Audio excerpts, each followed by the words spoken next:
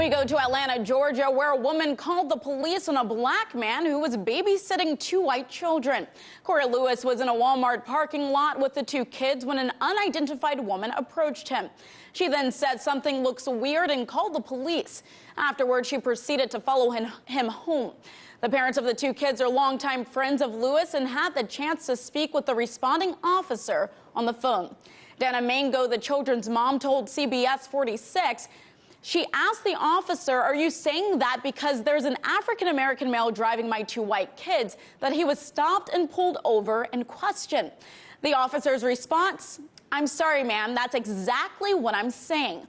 Joining me now to continue this conversation is attorney Eric R. Johnson II. Thank you so much for joining me, Eric. Now, the parents of the two children called this a case of babysitting while black.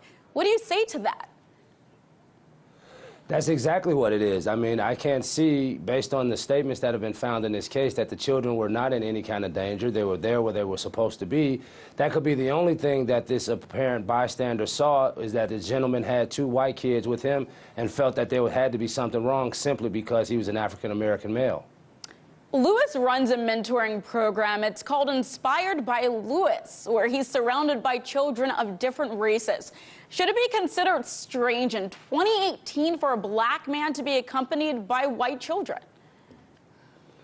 Definitely not. I mean, he does have a licensed child care facility. I believe he actually had a shirt on for his facility when he was doing this. And given the prevalence of interracial marriages and just the racial tensions that have subsided over the years, seeing a black man with two small white children should not be a cause for alarm unless you're the type of person who thinks that there's something wrong with that.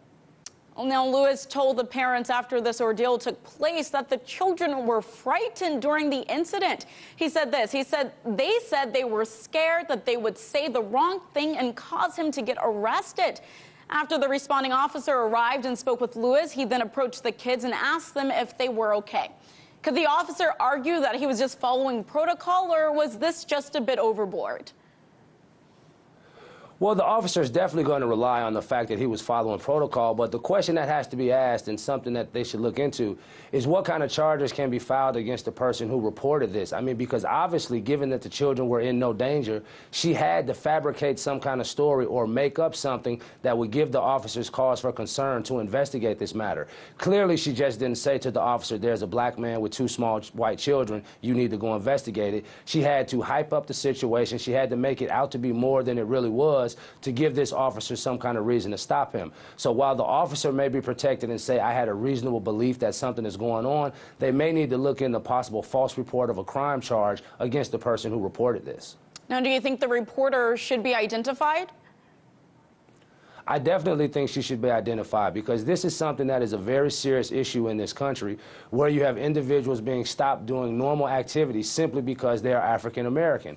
And what it is doing, it is creating a situation similar to back during slavery, where people would have to produce their papers just to prove that they were where they're supposed to be. And no one wants to live in that kind of oppressive nature now in 2018. So I think one way to reverse this and stop people from doing this overreaction is to identify the person who made these false accusations and possibly hold them either criminally liable or civilly liable for intentional infliction of emotional distress for her making such a call. I want to play a clip for you. Yesterday's RT Scotty Hughes spoke with Donna Hughes. She's the president and CEO of Enough is Enough, and she talks about human trafficking. Take a listen. Certainly, if you see an adult with a child that may seem to be scared or afraid, that seems a little out of place, just report it. I mean, better safe than sorry. Eric, this obviously wasn't a case of human trafficking, but I want to know from you, where do we draw that line? When should a person call the cops because something seems strange, and when should a person just mind his or her own business? Well, the question goes into what is reasonably considered strange in this situation. If the person makes the phone call, does not have any allegations of the children acting like something is wrong, or that there being some type of oppression by the perpetrator in this case, which was not present here, then they should pretty much mind their own business, because other than that, they're making a criminal assumption about innocent behavior, which could have lasting context for everyone. All right, thank you so much, attorney Eric Johnson.